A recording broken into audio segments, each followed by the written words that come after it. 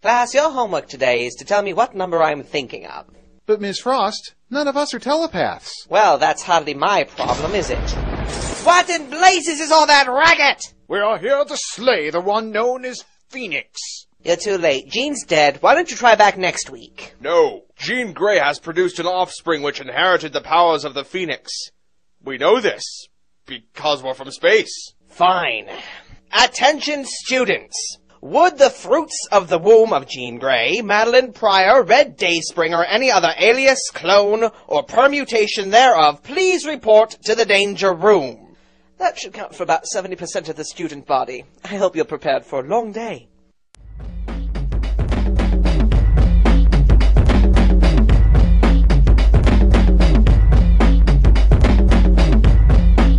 Yo, first Colossus tries to face off with head-to-head with the Juggernaut, gets pushed back, he gets up, and then Wolverine comes and they formulate a plan. Hey, Risky, what we gonna do, bub? Fastball special, now they're on the attack, and the adamantium claws, they go around his neck, and the helmet's off. All of a sudden they got Cyclops, optic blasting, now the Juggernaut's lost. Hello and welcome to another episode with the Rollin' 20s, your regular comic book discussion. This is the only show that knows who the hell the D-Man is.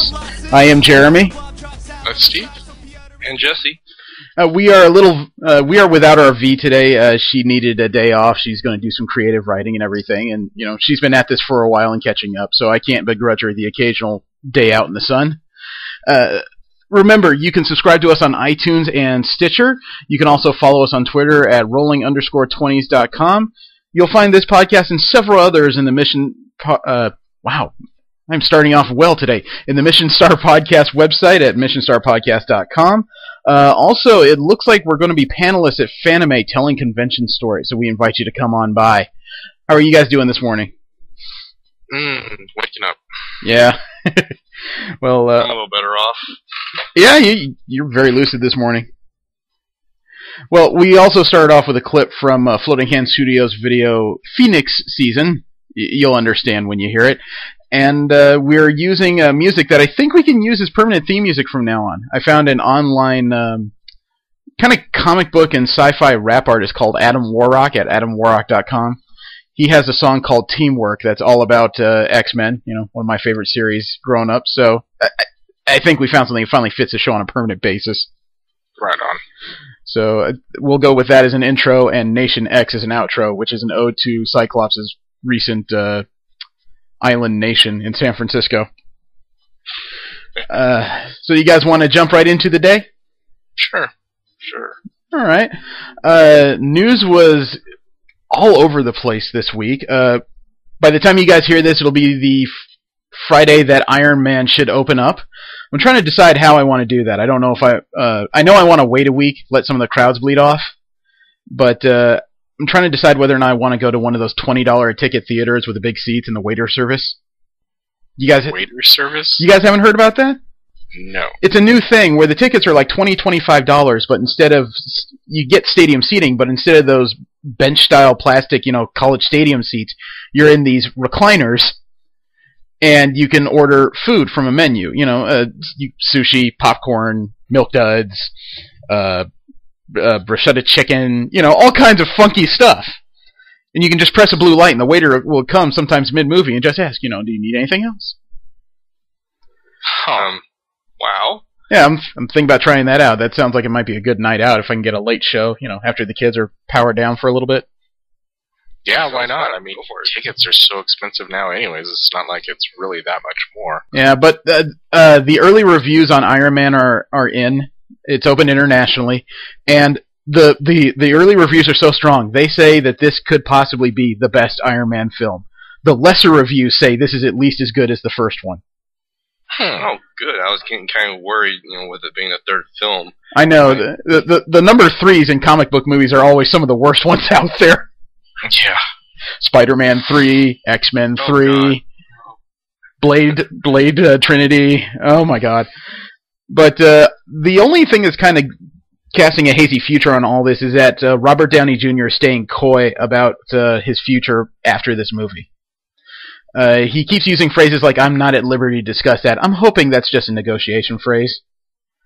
Because Downey may be, I think, in his mid-40s by now, but he is still worth every penny they're paying him. Mm-hmm. So hopefully they can find a nice number that they can pay him. He'll be satisfied and won't bankrupt any future movies. Milvies. God, I'm such a dick. I need to put a couple... I closed a window. I had this all nice and ready to go and set.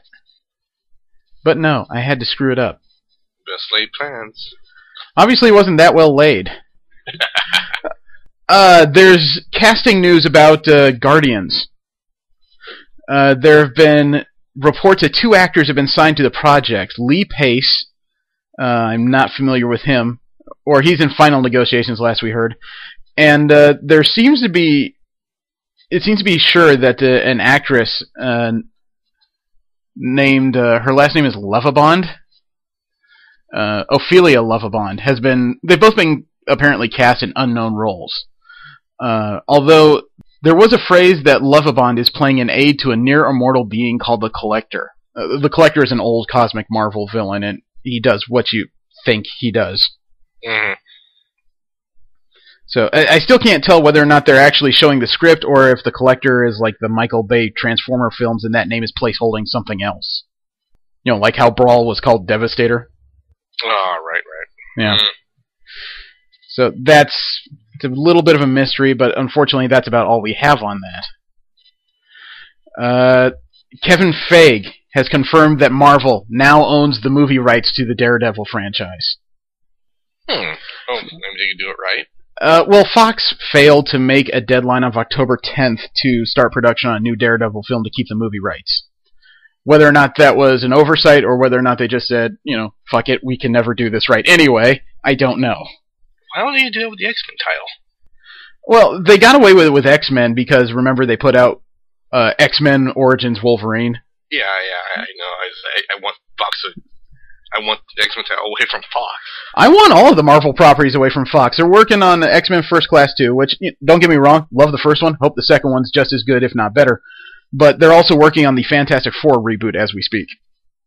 Oh, wonderful. Really? Yeah. I mean, it's a reboot, so thankfully we won't have Jessica Alba pretending she understands anything anymore. We actually will have, people that actually understand the characters, play the roles right. I think it would start if you got a writer that had at all an interest in the subject material, which we haven't had yet. So, Daredevil is back home, so who knows? Maybe he'll show up in an Avengers movie. Yeah, maybe cameo.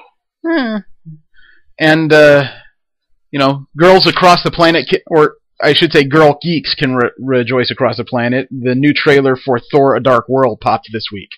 Mm-hmm. I'm not quite sure what the story is. It appears Thor's in over his head with this Malekith the Accused. The Dark Elves are invading Asgard, and they are a powerful enemy. So he's going to the one place to find help to deal with this enemy. His brother. Yep. Add into that somehow Natalie Portman's character has made it to Asgard, and I think she's been taken hostage.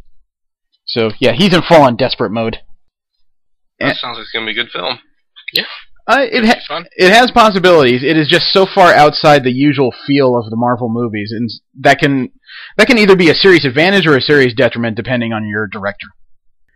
Halle Berry was tweeted in a picture of her costume for X-Men Days of Futures Past. It looks like the right costume. I know these are test shots, but she has this strange expression on her face. From what I understand, she's also pregnant. So is she? I didn't know that. Well, hopefully the costume she's wearing actually hiding that up pretty well. Well, I'm assuming she's not showing yet. You can be pregnant and not show up until your third trimester for some people. But I agree with something I read online by a cosplayer named Belle Cher. Halle Berry is a decent actress. Storm is one of her favorite characters in comic books. Unfortunately, the two just never really seem to meet very well because Halle Berry has never embodied the strange ethereal nature Storm has. It's like the movie discussion we had about villain. She doesn't play the role as regally as the character always comes across in the comic books. Even at her worst, Storm seems like one of those characters that's in control, and Barry just... I don't know. It seems like her Storm needs medication for different things at different times. But, still holding out hope that this movie will be done well. Maybe the director can get her in line. Yeah, practice could help. Yeah. No, I'm not going to go there. That'll just be unnecessarily mean. I won't go there. Going back to the Iron Man 3 release. If you go to an IMAX theater to see Iron Man 3 at midnight on Thursday, you will get a special poster. A limited release poster. It's basically Iron Man up front flying up in silhouettes of a few different armors in the background, but it is not something anybody else will get unless they go to this release. So those of you that are heading out to an IMAX at midnight, keep your eyes open. These are limited. You may get a collector item, or you may just find something that's worth $5 on eBay. Either way, you're having an experience. I don't think you want to head to Fresno for that. It depends on if I'm working the next day. If you guys do it, let me know. And first pictures of... Well, last week we talked about how the first pictures of Jamie Foxx's Electro showed up. And it was, again, without special effects, just looking at his pictures, a little strange. We've seen the first pictures of him as his human alter ego, Max Dillon. Oh, really? Yeah, I don't quite know what to say about it. I've never seen a black guy with a comb over before. Okay. I had to stare at the picture because it looked like they were mini braids, like bad cornrows all over his head. When I looked a little closer, he's got a comb over. Oh, wow. Yeah, you're right. Yeah, I don't quite know what to say. But along with it, we also received our first look at, I think, is Harry Osborn. And he's an actor I've seen before, but he looks...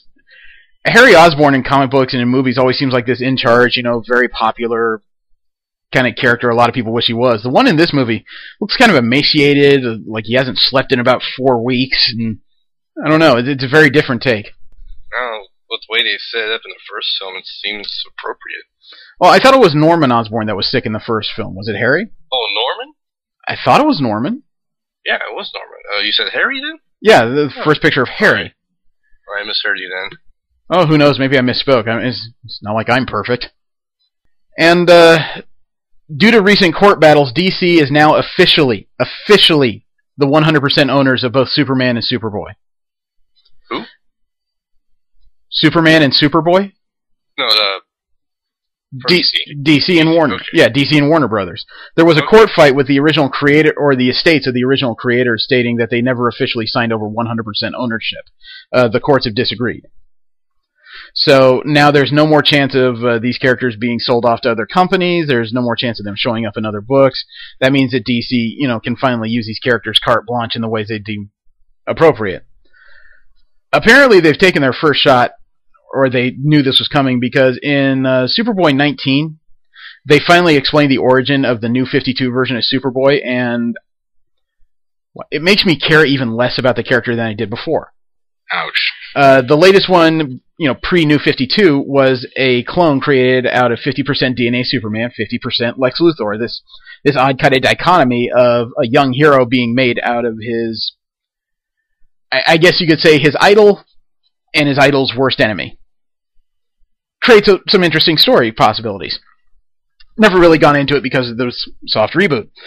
Now, the new 52 Superboy is the clone of DNA of Superman, Lois Lane, and their son from an alternate future, John Kent. Okay, I'm done. That's about what I said. I just kind of passed aside and said, fuck it, you guys have lost me completely. I don't care. That just seems far too complicated. Yeah. I mean, what do you want to do? Put on an eye patch, smoke a cigar, and carry a big gun? Because this sounds like Cable all fucking over again. At least Cable is a little more simple. Cyclops, the clone of Jean Grey, went to the future, came back, and he's 50. This clone of Clark Kent, Lois Lane, and their son from an imperfect future, why can't he just be their son from an imperfect future? Yeah, I mean, seriously, is there some rule against having sex somewhere along the line there? I guess it's against the comic codes, I don't know. I'm uncomfortable now. More Days of Future Past news. Bryan Singer put out a video via an online sharing system called Vine. He may have dropped a little more information than he was comfortable with, because he was passing by a bunch of those director's chairs that had character names on the back. 2 names that were never officially announced have been revealed. Oops.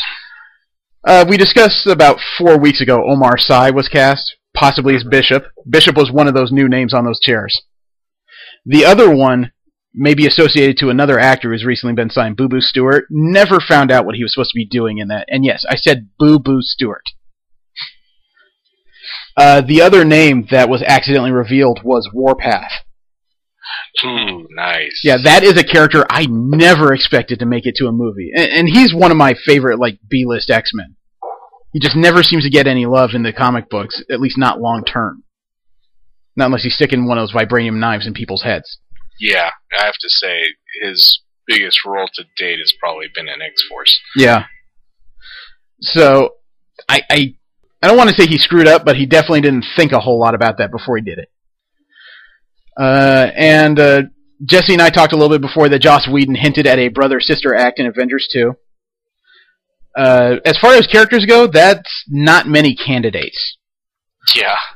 The most likely one passed around the internet, obviously, is the Scarlet Witch and Quicksilver, Magneto's son and daughter, or at least 2 out of 3. The problem comes in that Quicksilver and Scarlet Witch are kind of in legal limbo. They're in this gray area because they're 2 very prominent Avengers, but they're also 2 very prominent X-Men villains, which is still owned by Sony for movie rights.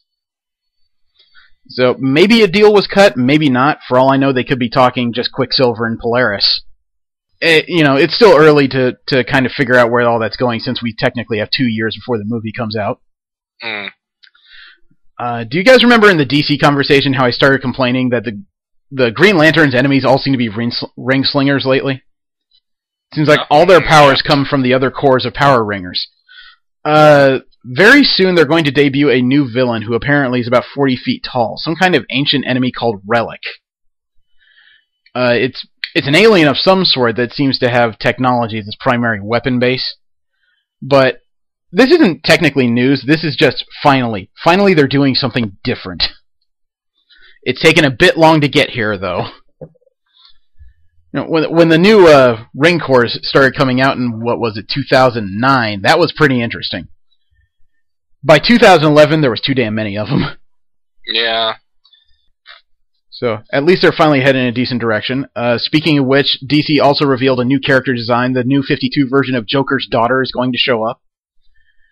It's interesting. Yeah, it's this very psychotic, almost punk-like take. It looks like she's wearing the Joker's face. It's a little disturbing on my end.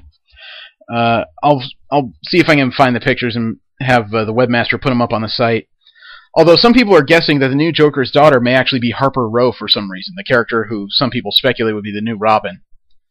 So all of a sudden, between this and Carrie Kelly, some of the nerd boards are going, "All right, chick fight! Chick fight!" People are fun. And the Halo franchise, long known to Xbox fans, is getting a new comic book adaptation with Dark Horse. It's a new miniseries they're doing called Initiation. It's being done by Marco Castiello, who's worked at Marvel on various stories. So the whole mini is going to feature a new Spartan named Sarah Palmer. In her past is the ODST. Some people may know the character because her first actual appearance was in Halo 4, the Spartan that kept showing up throughout the game. Gotcha. The lieutenant, I think, if she was? I believe so, yes. Or lieutenant or commander, something. So they're going to build a little bit on her backstory. I like that they're doing that. However, it is a little difficult to get invested in a story where you know that the hero is going to make it. Well, it's also kind of hard to get invested in a story where you know the hero is going to die. So, Granted.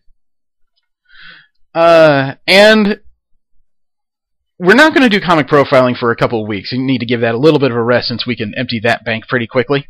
I did want to talk to you guys about the profile of one villain I found out about, though, and I would love to know how the Comics Code ever allowed this guy to be written into a series. This is an actual DC villain named Snowflame. He appeared in 1988's New Guardians 2. He appeared and died in the same issue.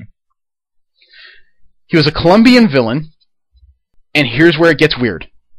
What was his name? Snowflame. See, his powers were enhanced strength and durability, but he only got those powers by inhaling copious amounts of cocaine. Yeah, how did that get past the board? I have no freaking clue! Cocaine is a hell of a drug. You know? I mean, considering this is 1988, this is the pre-90s. You know, violence had not really come out yet. Sexuality was still kind of a mystery to comic books way back when. So instead, they had this villain who inhaled an illegal narcotic in massive amounts to get powers. It's all in his head. After everything people have said about don't do this, you know, don't show that to kids, that's imitatable. Don't you think that's imitatable?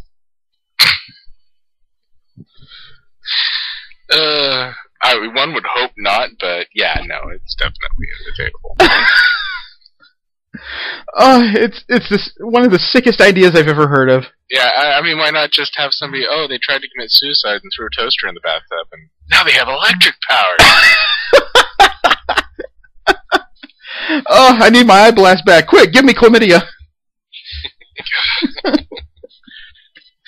Oh my gosh. It's a whole new meaning to pink eye. Oh, you sick bastard. Oh, that's almost on the edge of worthy of nut kick. It's on the edge. But I think we should move into the conversation before we really get into trouble. Kids, don't try any of that shit at home, please. We talked about it last week, and we decided to try to see if the rumors are true. Is Aquaman finally cool? So we checked out issues 1 through 7. I have my opinions, but I can obviously talk someone's ear off. So I want to hear your guys' opinions first. Well, Jesse was the one that originally read it, so. Well, at first when I read, first 3 issues, I was like, wow, it actually brought him down to earth, made him more of a relatable character. And as well as they addressed all his issues and made him a joke, like in his own comics, he's a freaking joke. Taking all the fun puns and jokes we've threw at him for the last, I don't know, how long has he been out? The 40s, I think. Yeah, all the jokes from then to now. In his face.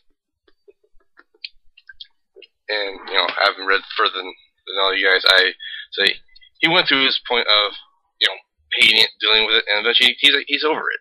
He's like, I don't care anymore. Okay. Steve, what did you think of all this? Well, of course, I'm not a big DC reader, so it was kind of a fresh take on him. I mean, my whole knowledge of him was, the Super Friends version, which, obviously not the most... You mean the one where every other time he got into trouble, he tried to see if there were any fish in the aquarium that could help? Yeah, something like that. And then, of course, I first read his appearance in the Justice League, which was pretty impressive. Definitely seems to be a bit of a dichotomy between the way they're portraying him in Justice League compared to, when he's on his own. I like the Mara character. No idea what her backstory is, comparatively, but, she's definitely got her issues. But, yeah, it's kind of nice that it's not just Aquaman, he's, got some support, I suppose. And, yeah, for a character that I've always seen, the Super Friends as the guy that gets kicked around a lot. Yeah, I thought they did a good job of making him interesting. See, you pointed it out, and I agree. So far in doing all this, I have read issues of Aquaman, Wonder Woman, Green Lantern, and the occasional issue of Batman. And with the exception of Batman, who's turning into such a, to me at least, a serious one-dimensional character, the differences between all these series and their Justice League incarnations is pretty wide. Superman is more arrogant in the Justice League than his own series. Wonder Woman is more joyous, or less joyous in her own series than in Justice League. Aquaman is more arrogant. Green Lantern is more arrogant. And I do think one of the early takeaways I've got between Aquaman and Justice League is that the New 52 needs to seriously think about sitting down with their writers and putting together a character Bible. Yeah. There's too many different versions of these things running around. But in sitting down and actually reading Aquaman, I was kind of astonished that when I finished issue 7, I actually wanted to read more. Mm-hmm. This character is, like Jesse said, he's been brought down to earth. Out of all the DC's big characters, out of their various Justice League series and all the ones that are their marquees, this is the first one that actually seems like an actual person. Regardless of all the power he's got, he actually does seem to have a lot of the same questions people, I would think, have in that situation when you're special. And even though you are and you're trying to do something proper with it, do you really want to when everyone you're trying to save is a dick? Yeah. Oh my god. I definitely felt sorry for him. I was like, man, I probably made some of these jokes at least, and yeah, now I'm feeling a little guilty. I knew the Mara character both pre and post 52, and the post 52 one is more charismatic, I would say. It does feel like one of those things, though, where because of how they introduced it, they've hit the ground running. He already knows who he is, what his power is, who she is, what her powers is. It does feel like there's a lot of missing story here. Yeah, I'm hoping they kind of backstory it a little bit at some point. Not to, a ridiculous degree, but just kind of... Well, I feel that's kind of a writing error, because you can't spend the first, 2/3 of a year of your series where your readers are going, so what? How the fuck did we get here again? Yeah, well, I mean, that's something I've noticed with a lot of the New 52 books, is just like, well, we're restarting the characters, but we're just not really going to give a lot of backstory, but, they're already at a certain point. Well, we're restarting the characters with the exception of Green Lantern, who apparently has gone through everything, has been with all these characters before, yet just doesn't seem to remember. Yeah, it still confuses me as to how they thought this was a good idea, but anyway. It's all bullshit! All of it! Yeah. But yeah, I would definitely continue reading it a little bit further. It caught my interest. Yeah, one of the things I did notice on the first issue, page 5, they had this nice full-page image of Aquaman, his first appearance in his new series. And I don't know, is there something different about this one compared to the Justice League? Because I'd swear his hair was longer in that. Yeah. No, I mean, he came out, talking like, oh, I'm a king and everything else in the Justice League, and that's totally not his character. They also made him look a little more wild. I mean, I'm kind of surprised they didn't draw him with a beard again. Thank you, 1990s. Might be dealing with the time differential between their first, get together and... That's true, too, because, well, the whole Darkseid thing, it was after that they kind of skipped forward 5 years. So... Yeah, that's just another thing that pisses me off. If yeah. I thought they were going for integration of their universe, and it seems like they fractured it even more instead. Yeah, well, I mean, because they did the whole time skip forward, and then they bring in the, other set of Justice League, apparently being led by, or at least their... oh, you mean Nemesis' crew? Off against Superman is, of course, going to be the Martian Manhunter, and then they bring him up in one of the Justice League things, and they're like, oh yeah, we definitely have a reason not to bring somebody else into this, let's not make the same mistake again. It's like, what mistake? You didn't write him in. There's no story developed for this, but we're just suddenly going to say, oh yeah, we had the Martian Manhunter, and he screwed up bad, and here we go. Yeah, and like, really? To the one out of our 4 listeners who's probably a DC fan, believe us, we are not picking on you guys for liking these comics. If you guys love them, you love them. It's just, it is frustrating when you go through this large-scale event that wipes out 60-some-odd years of history. And I don't mean like the Infinite Crisis stuff, the Crisis every year, where they just kind of refused everything together. This is more like they blasted it apart, found the pieces they liked, and then just ran with that and ditched the rest. And that's what's frickin' frustrating about all this. Yeah, I mean, people that read DC go for it. Keep going on it. I mean, that it's not to my personal taste, and I'm not intentionally making fun of it. It's more just my frustrations, my problems with it. Nothing on anybody else. Well, I don't think there are many characters that came out of the New 52 as actual winners, but this Aquaman series, this is an actual winner.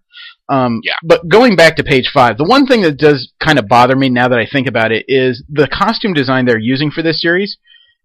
It's updated, but it's still the same one they've been using largely from the 80s, and I have to ask, a man that can breathe underwater, has super strength, and probably swims, faster than a dolphin, why does he need fins on the back of his calves? Well, I mean, there is water, streamlined costume. It makes sense. I mean, well, it doesn't. You have super strength, so you can push yourself through the water. But I mean, why? Well, why the fins on the back? Resistance, then you have to. It's not even water resistance. I mean, they're sticking out from the back of his calves, so they're not going to make you swim any faster. They're small enough where they're not going to assist your turning at all. Why bother? Probably just character design familiarity.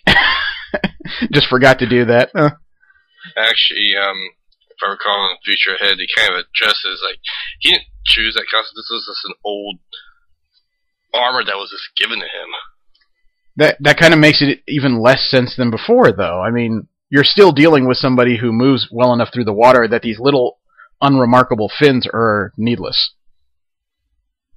It's not even like they serve a decent cosmetic function because they're in the back of his calves. If he's got his back to you, you won't even see him. Yeah, I kind of have to wonder as well. I mean, now that I'm thinking about it, aren't they backwards? Technically, I guess so. I mean, most fins usually start the curvature going to the back, and these actually come up from his ankles. Well, no, they're in the back of his calves pointing down, which makes it even stranger. Okay. I have to go back and look. It's one of those things where it's like that scene he had later in the issue where he went into the diner. I'm almost amazed he didn't bash up the booth with these things. Oh well. But the first issue was a fairly good introduction to his new status quo. I mean, he took that automatic fire and just bled a little bit from his forehead, so they've upped his durability to a degree. Yeah. And the scene in the diner was cute when he explained how he doesn't talk to fish. He just kind of influences them because they're idiots. Yep. And it does take a little logical thought because all these people assume he's actually carrying on conversations with us, yet he's in a seafood restaurant. How cruel. To be fair, though, I don't talk to a cow. No. I might see it in a field, but just because I see it there doesn't mean I have any qualms about getting a burger later. That's got to be what it's like to him. He's ordering around his food source for the most part. Yeah, I mean, I kind of have to wonder, when it was established that, okay, let's think about this for a moment. Atlantis lives under the sea. I can't imagine that, since nobody knows that they're there, that they're coming up and, maybe that's where all these alien abduction rumors are coming from, because they're stealing cows and so forth, But otherwise, what are they living off down there? Well, I would imagine fish. Oh, I don't know. I hear that the chicken sandwich down there is pretty good. So, you know what? Tuna, the chicken of the sea. So I'm not exactly sure why, but at the same time, I'm as guilty of it as anybody else. It's like, yeah, man, why would Aquaman be eating fish if he talks to him all the time? But, sorry. It makes sense. That's what he would be eating. Yeah. And the scene where they explain how he's wealthy, the fact that he seems to be finding the occasional treasure and he's got a stockpile of doubloons, that makes more sense than I've ever counted on coming out of this series. It's wonderful, and they are establishing him as a very regal character, a noble one, but at the same time, one who is not going to take a lot of shit from other people if he doesn't have to.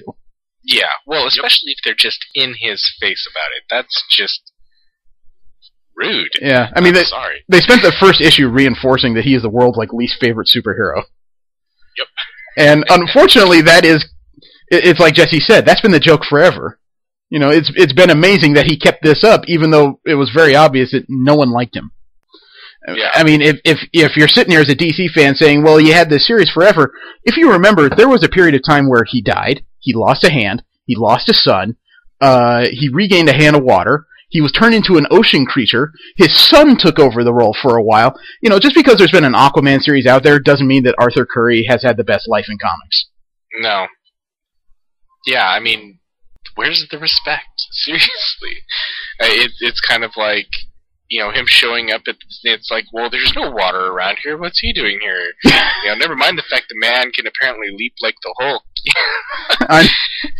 I know. It was a spectacular entrance, and late in the series we got our first look at Mera. Pre-52, she was kind of an arrogant bitch.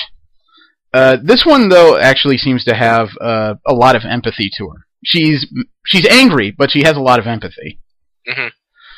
And they introduce this strange new enemy that already appears to have disappeared. I don't quite know what to refer them to other than the trench. I guess you can think of them as kind of the deep sea equivalent of Atlanteans. They're, you know, massive carnivores. Yeah, although they did hint a little bit at the fact that they could still be involved. Sort of in a backwards way, if only because there was an ancient Atlantean ship stuck down there, and they may actually address for once why Atlantis is at the bottom of the ocean, or whatever's left of it. I think it was in issue 7. Shin basically said that they could play a larger role in all of this. Yeah, explain Shin, because Shin, as far as I know, is new to the 52. I have no clue. Oh, you read the comics, dude. Just quick explanation of what you know. Shin is the foremost researcher. Nobody really took him seriously on Atlantis. Yeah. But otherwise, you know, very brilliant, studies animal evolution, fish specifically, so forth. Yeah, but he's a little bit ruthless and single-minded. He apparently first met Aquaman as a boy, and when his powers first developed, he tried to kill him because he thought Arthur was holding secrets about where Atlantis is buried. Right. Helped him develop his powers, but then tried to kill him. Yeah. Kind of seems a little counterproductive, but what do I know? Yeah. But issue 2 really did help throw a little more of a spotlight on what kind of person Mera is and her personality, because she was looking through photos and Aquaman was trying to explain to her what skiing was all like, and she explained that it sounds so stupid to put planks on your feet and slide down frozen water, but she really wanted to try it. Yeah. You know, let alone her powers have always been water manipulation to a degree, and in this one it looks like they put a little more thought into it, because she actually drew water out of wood to create some constructs out of it. So it does look like that the writers, the current ones at least, have a pretty good idea of environment as well as character. Mm-hmm. Hydrokinesis has always been... Well, ever since I saw Riptide in Image. I was about to say, there's been a few hydrokinetics, you know, the Hydra Man, technically Iceman, but they've always been kind of softcore. Then Riptide came out in 1993, and she kind of turned the whole thing on its head. Yeah.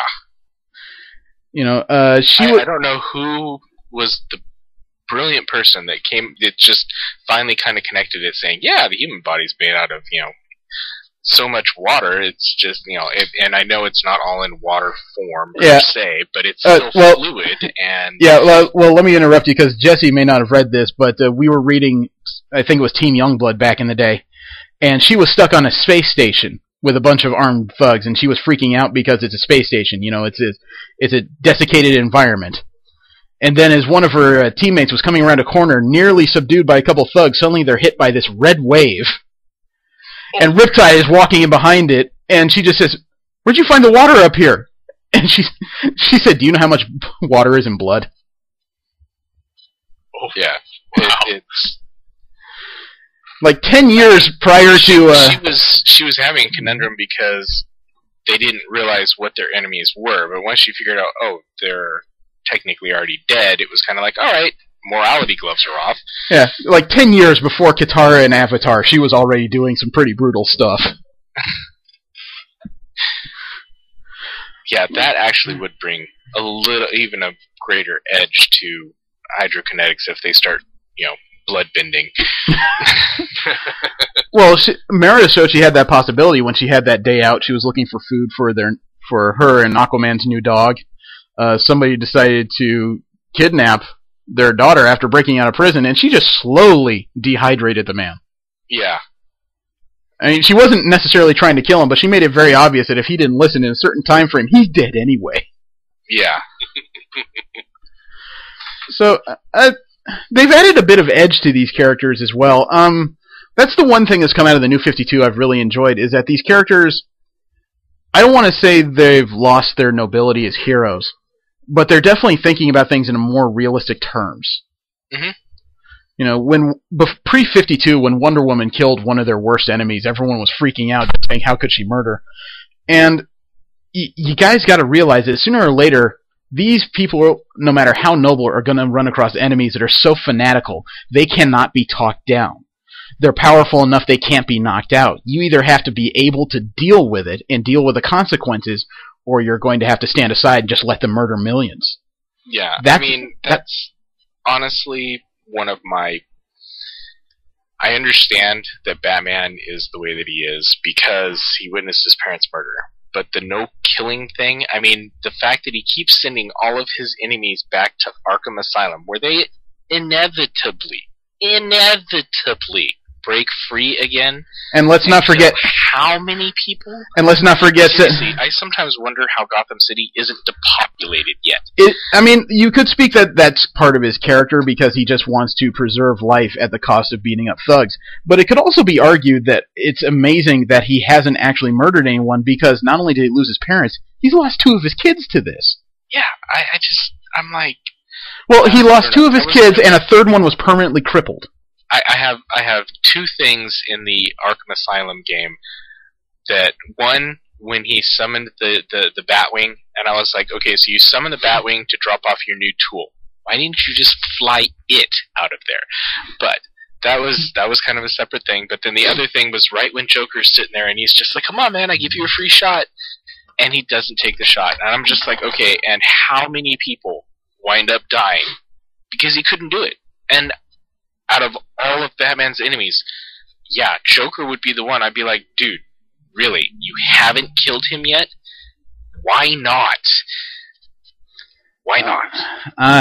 It's a question for the ages. It's one of those things that from the 60s to about the 80s makes a lot of sense, but as readers get older, you do have to ask those questions as to where do you draw the line. Yeah, I mean, I'm definitely no saint. I think that, you know, I would be, you know, at least somewhat humane, but yeah, if I was going through and having to deal with that type of person for that long, I mean, the guy is certifiably insane to, yeah, and a sociopath, a psychopath, so on and so forth. It's like, you're not going to cure the person unless you just do a brain lobotomy, and in which case, you know, why didn't you just kill him? Well, I mean, going back to Aquaman, because we've tangented here. Yeah. He had to make a similar decision when he had to decide whether or not this race from the trench, if he had the fortitude to kill them all, create genocide, destroy an entire race to save people on land who still just don't care about the guy. Yeah.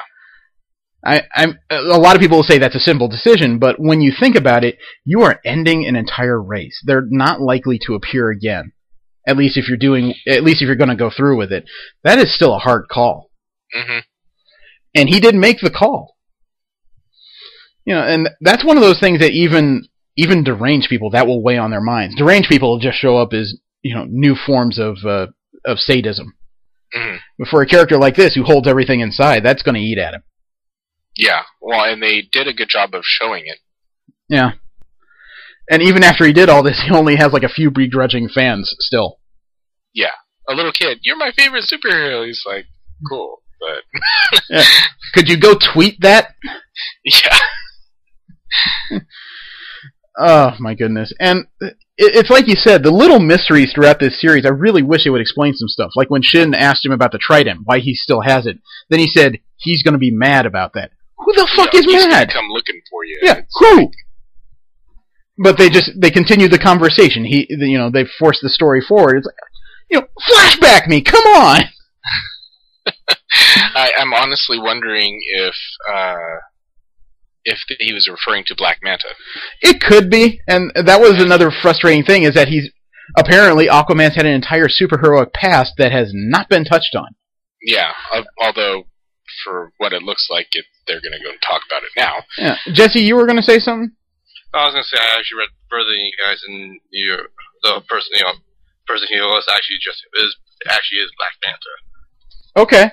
Well, that's something. I mean, it's an Aquaman series, and obviously, even with a reboot, Black Manta was going to show up. But it really leads to the question of, if you're going to start this story, why didn't we start with Aquaman and this apparent other supergroup? Shouldn't that have been where we started? I can see their point of view from, wanting to kind of get back to basics, I suppose. I mean, that's what all the other comics did. But yeah, it does leave you in an awkward... it's like, yeah, you've got this 5-year past that apparently nobody's talking about. It's like, why the big secret? But, yeah. I think they just kind of had to pick a point that they wanted to start from, they were comfortable starting from, they had a story and everything, and then they kind of go into the backstory as they go along. I just think it would help, because I'm never a fan of the history that's wiped out before you even find out it's there. In this case, it was, it could have been, oh my god, Black Manta's hunting one of Aquaman's allies. Instead, when he showed up and he's brutally murdering this woman, I mean brutally, my reaction is, Black Manta's at it again. I've got no connection to her, so why do I care if she's being murdered? And then it turns out she has some connection to Aquaman, and as soon as I found that out, I was like, well, okay, that makes more sense. At least now I give half a shit. Yeah. I don't know, I'm always the kind of guy that's like, no, don't kill the cute one. My god, it just gets so frustrating when they do this kind of stuff. 7 was kind of a rough number to stop in, because it did seem like we're missing a couple pieces. We stopped mid-story. It was like the very beginning of a new story arc. But, all this stuff is well written. It's pretty well drawn by Ivan Rice, who was one of the guys who... I actually am really liking the art. Yeah, he's one of the guys who made the recent Green Lantern series, when they restarted Hal Jordan. He really made the whole thing visually pop, and he's doing that here. I'm liking where everything is going. The main characters are interesting. The villains haven't quite come up as much as I would like as of yet. They've got these mysteries that I guess they figure is a reason for readers to keep reading, but in my case, it is really frustrating to go through 7 issues and go, well, what does that mean? Well, what does that mean? Well, who's that? But overall, this is actually something I would recommend to a new comic reader. Yeah, yep. No. Yeah, the story is definitely interesting. Yeah. It is, a bit frustrating, but again, I don't know if that's, kind of standard fare to DC, or, I'm going to say it's standard to the new 52. They started too many things, in the middle. That's what I'm assuming as well. I can't imagine that they would have had as many readers as they did if they really used this kind of storytelling direction, before this. Well, they've used it to create some new character arcs, I would say, but unfortunately, the Justice League, the first issues of Justice League were supposedly the reader's introduction to these new characters. However, the first issue of the regular series is their reintroduction in modern times, where these characters are massively frickin' different. And then, unfortunately, they're not really using the opportunity properly, because they could have completely retold these characters, but we've got a bunch of people with the same frickin' backstories. Yeah, well, and that's exactly what I was getting at with the Flash. They reintroduced the character, and they're going in the exact same direction with him. Same powers, except that they're fast-forwarding the character for all intents and purposes. He's going through such... There's no character development along with power development. Or I should say that character development needs to take so much longer, but yet he's developing all of these incredible powers right off the bat. It kind of ruins some of the suspense, and it also kind of makes you wonder, well, why did you even restart it then? Well, not only that, I mean, I was reading that in the next couple issues of The Flash, they're going to reintroduce his nemesis, and I thought, oh, that's great, okay, so he's going to have that classic, Wolverine and Sabretooth, or Spider-Man and Venom type of rivalry. So what's his character's name? Well, we're still going to call it Reverse Flash. Okay, fuck you.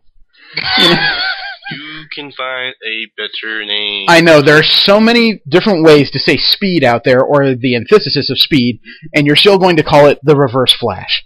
You've changed the powers, but you're still going to call it the Reverse Flash.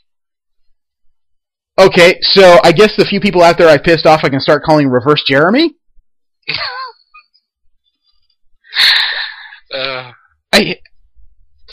Come on, guys, please.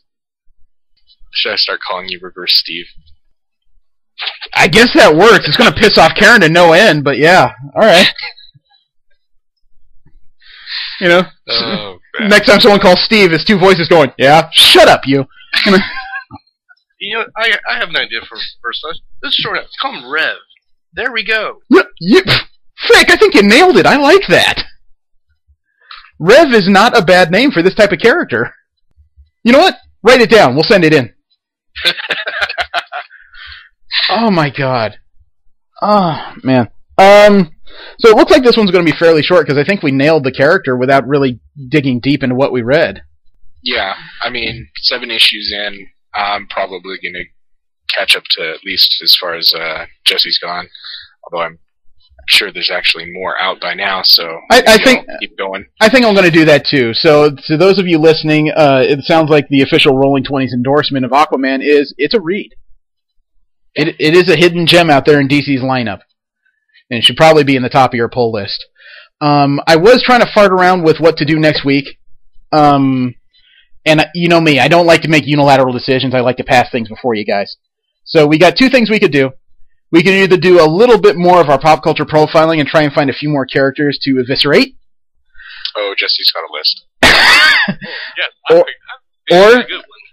Or we can do one other thing that's been in the back of my mind lately, because I would like to discuss this series with somebody. Cable and X-Force is up to 7 issues. Okay. Cool. This is not Uncanny, the one we talked about with Psylocke. This is another team headed up by Cable dealing with different sorts of issues, and they're completely disconnected from the rest of the X-Universe. I was kind of wondering about that. They hadn't mentioned them at all, but I remembered the roster you gave me seemed impressive. Yeah, well, not only that, in the first 7 issues, there's been an addition. Really? Yeah. If you want to read this for next week, I will leave that for next week. Yeah, let's go ahead and... my opinion would be the X-Force. Okay. What about you, Jesse? What you say? Suppose I'd like to, show profile prowess. Okay.